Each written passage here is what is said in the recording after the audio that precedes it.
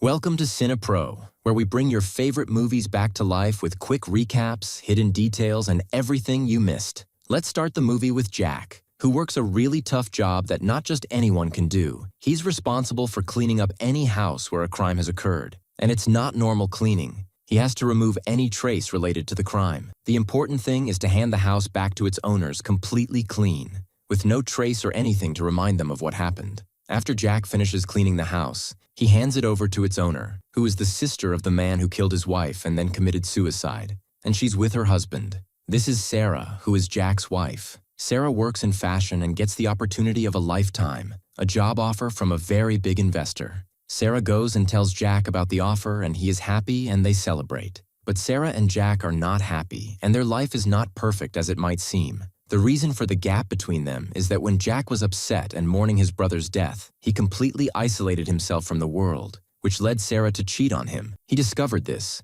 but she had an excuse for cheating. He was distant and not paying attention to her. Jack decided to forgive Sarah and give their relationship another chance, but unfortunately, he couldn't forget the betrayal, and this was something beyond his control. When they go to a marriage counselor, she tells them that to forget the past, they need to move to a new place with no memories to remind them of anything, and that would be a new start. Jack then suggests to Sarah that they buy the house where the last crime happened, since the owner is offering it at a bargain price. Sarah is not okay with moving into that house, and honestly, she's right. She tells him she can't live in a place where someone was killed, but he tells her that he can't live in a house where there was betrayal, obviously hinting at her. In the end, she agrees on the condition that he goes back to his studies. The next day, they go so Sarah can see the house and meet its owners. Sarah really likes the house. It's fancy, chic, and big. Everyone agrees except Mark, the husband of the house owner, who seems unhappy about selling the house in the first place. Sarah starts moving their stuff into the house,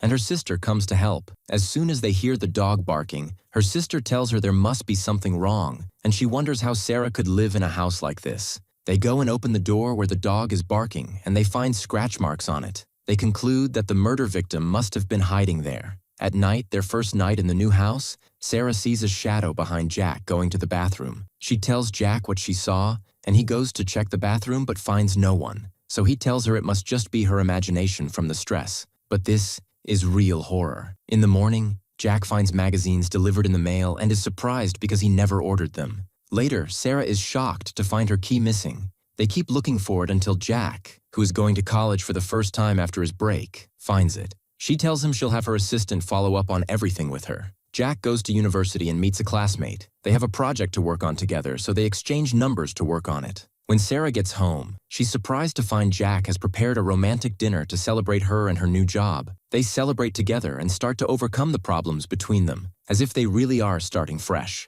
At night, while Sarah is sleeping, she hears music playing downstairs. Sarah goes down and actually finds music playing, even though she and Jack are both asleep. She turns it off, and the door behind her opens. She closes it and walks away, but it opens again, so she closes it again and runs upstairs, terrified. In the morning, after her shower, Sarah finds a note on the mirror. "You are the most beautiful woman in the world." She assumes Jack wrote it, so she goes down to thank him, but the surprise is that he didn't write it. The doorbell rings, and a package arrives, which he knows nothing about, but he has to accept it because the money was already deducted from his account. At work, Jack tells his friend about the things happening to him, and his friend advises him to leave the house. Sarah gets a call from her sister, who tells her that she and their mother are coming to have dinner with her tonight. Sarah gets upset, and we find out there are problems between her and her mother, and she doesn't want her there. As soon as the call ends, she finds the dog standing by the bed barking because the ball rolled under the bed. Sarah tries to get the ball but can't, so she goes to get a stick to pull it out. When she returns,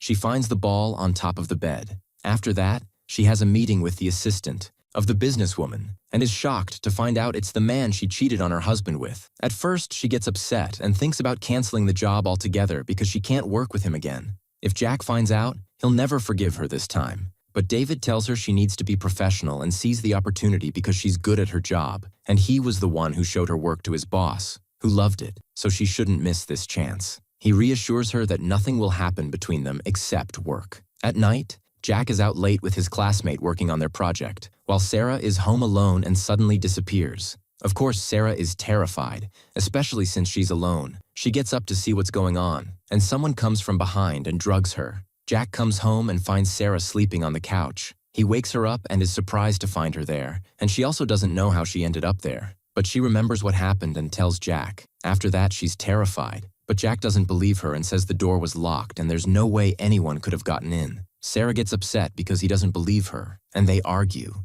They go to the therapist, who tries to calm them down and tells them not to let things like this affect their new start together. On the way home in the car, they reconcile, and Jack tells her that her mother and sister are coming for dinner tonight and they can't be arguing in front of them and feeling any problems at that time. Danny, her sister, had left her at home and brought food for dinner. As soon as she put it in the fridge, she heard the dog barking loudly as if it had seen something. Then she found the kitchen back door open, so she closed it. After she walked away, she found the door open again. When she closed it, she heard footsteps upstairs, even though she is alone in the house. Suddenly, the light goes out. She turns on the flashlight, terrified, and keeps looking for the dog all over the house to catch him and get out of the house. She keeps looking for the dog, but she feels like someone is chasing her, so she gets scared and hides in the closet and locks the door. She's surprised by someone who came from behind her and pulled her. She got scared and hid in the closet and locked herself in. She was surprised when someone came from behind and pulled her away. Sarah and Jack arrived home, and Sarah called for her sister but couldn't find her. When she opened the fridge, she didn't find the food, so she realized her sister never came. Then her mother arrived, and they all had dinner together. An argument broke out between them, which seemed normal and happened all the time. During the argument, they heard the sound of glass exploding. They ran outside and found their car on fire. They went to the police station to report the incident and were surprised when the officer told them that someone had made a Facebook post persecuting black people, and the post included all their personal information and address. But Jack told him that, of course, they hadn't done that, and it made no sense that if they had, they would include their own information and address. The officer believed them and gave them his card in case anything else happened. After that, Sarah went to the lady they bought the house from and told her that very strange things were happening in the house. She asked her to tell her the exact details of the incident, hoping it might help her find an explanation. The lady told her that her brother's wife had an affair with a man, but they didn't know any details about him. Police reports said that when her brother found out about the affair,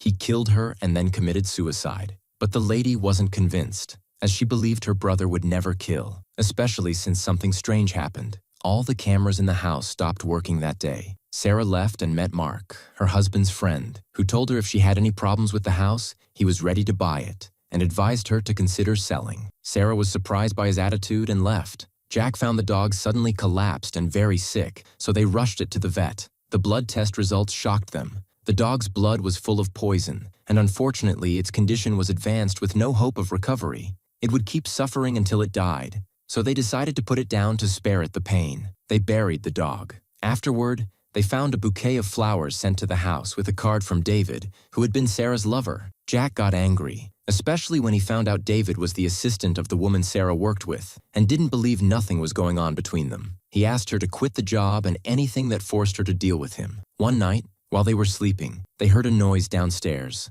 Both of them heard it. They called the police, who came but found nothing. The officer told them they needed to install surveillance cameras. Honestly, I don't know how that idea never occurred to them before. Anyway, they installed cameras all over the house. Sarah called David to argue with him for sending the flowers, even though he had promised to stay away from her. But he was surprised and told her he hadn't sent anything. Sarah then found something strange on her phone, pictures of her sleeping, as if someone was taking photos of her while she slept. After that, Sarah heard someone in the house and panicked, so she called the police. Before they arrived, she saw the person but couldn't make out his features. He chased her around the house until she fell out the window into the swimming pool, luckily. The police arrived but found no one and no evidence of anyone entering. Sarah decided she wouldn't spend another night in the house. The next day, the police reviewed the camera footage and, to their surprise, found no trace of the intruder. It seemed like she was imagining things and had psychological problems. The officer advised Jack to take her to a psychiatrist.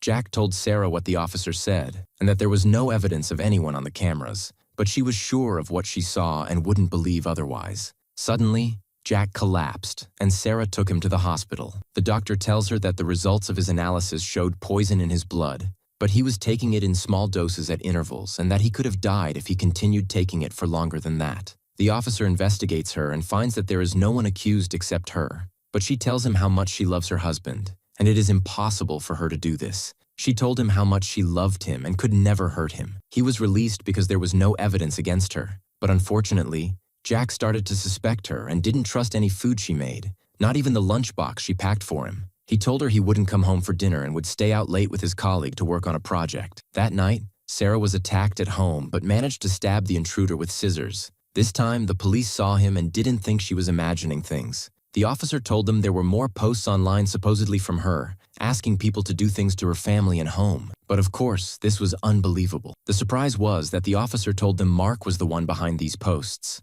trying to scare them into selling the house cheaply so he could buy it and pay off his debts. There was also a possibility he killed his brother-in-law to make it look like a suicide. Mark was arrested. That night, before Jack and Sarah went to sleep, Sarah told Jack they had to separate because she couldn't continue with him after he suspected she tried to kill him. As they went to bed, we see a camera set up in front of the bed. The next day, while Jack was at college, Sarah sent him a message telling him to stay out that night and not come home. But at night, she was waiting for him and was surprised he was very late. She called him, and he told her, "Didn't you send me a message telling me not to come home tonight?" Sarah was surprised because she hadn't sent that message. When she hung up, she checked her phone and found the message was indeed there. She quickly went to check the camera she'd set up in the room and was shocked to see someone coming out from under the bed while she was sleeping and writing the message. It was him who sent it. At that moment, Sarah saw someone coming from behind and drugging her. When she woke up, she found herself in a strange place,